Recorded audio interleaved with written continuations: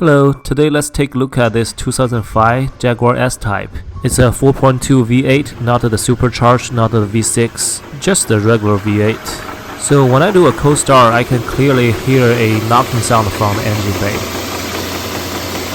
Well, hope you can hear that too. It's really depending on the ambient temperature.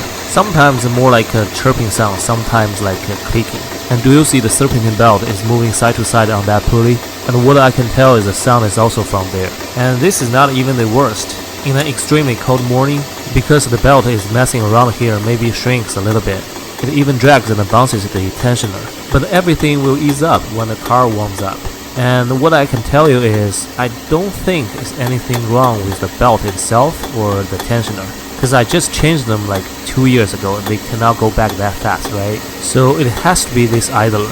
As we speak, the sound is going away, but we're gonna still change it. Okay, here's the catch. You don't simply just change the pulley. Let's check out the all data and find out what it has to say. Let's go to engine and idle the pulley. See, there's some TSB. Let's click the open. Oh, actually only one, and click it again. It's talking about the belt chirping noise, including the supercharged version. The description of the problem is a noise can be heard from the front end, caused by the pulley not controlling the belt tracking. That's exactly what we are experiencing. The solution is, for our naturally aspirated engine, replace the idle pulley with the new upgraded flanged pulley. It cannot be the old same type, because it's probably gonna fail again. The flange theoretically has better control of the belt, and this is the part number of the pulley. Let's click out and see how to change it. It just tells you release the belt tension, take off the belt, and change it. But you know it's a Jaguar, it's never gonna be that easy, right? As you can see, it's a tight space. The pulley is buried in the coolant hose and the air duct. So let's clear up some stuff. There are 4 Phillips screws and 1 filler cap to remove the engine cover. Then let's remove the air box and air duct. Remove the MAF sensor first. Loosen up the 2 hose clamps. Take out the front plastic cover.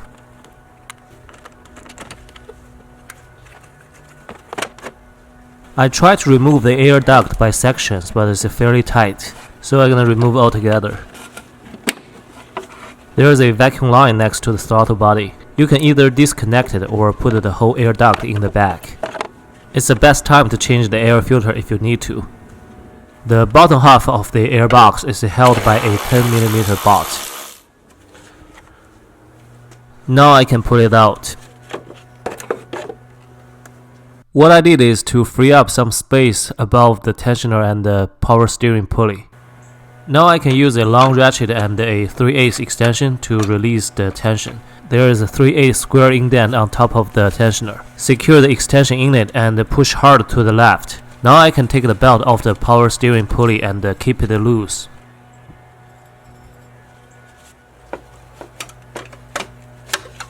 You see how tight the space is? What can I do? I really don't want to disconnect any coolant hose, just make a mess. The idler is held by a 15mm bolt. Again, I have to work around the coolant hoses. Here I'm using a 92's locking flex head ratchet just to make the job a little bit easier. Cause you can see the swing distance is really short. It's constantly hitting the coolant reservoir and the coolant hose. So I guess a 92's ratchet is the minimum.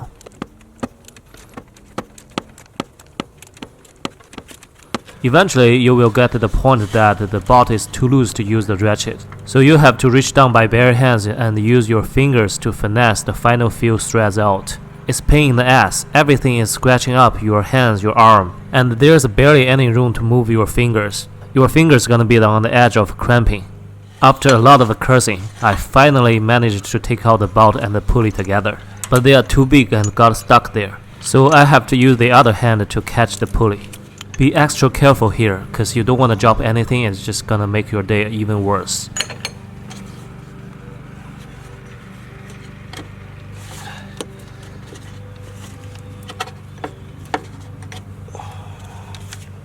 In fact, the original pulley still feels tight. It just has no control to keep the belt on track. This is what it looks like after the pulley is taken out. This is the old versus new. The new one actually comes with ridges on both sides. I think it's a good thing, but you have to reuse the old bolt. By the way, this is the part I bought from eBay. I can throw a link down there. It's about $30, although the part number looks different from the one we saw earlier. If you look at the receipt, it's still the same number. Again, it's a two-hand job and your hands will be tortured again. Basically, just reverse everything we did. Tighten the bolt with your fingers until you cannot tighten anymore. Then ratchet. The manual says tighten to 25 Nm. I don't think I can slip a torque wrench down there, I just feel by hand. And then put the belt back.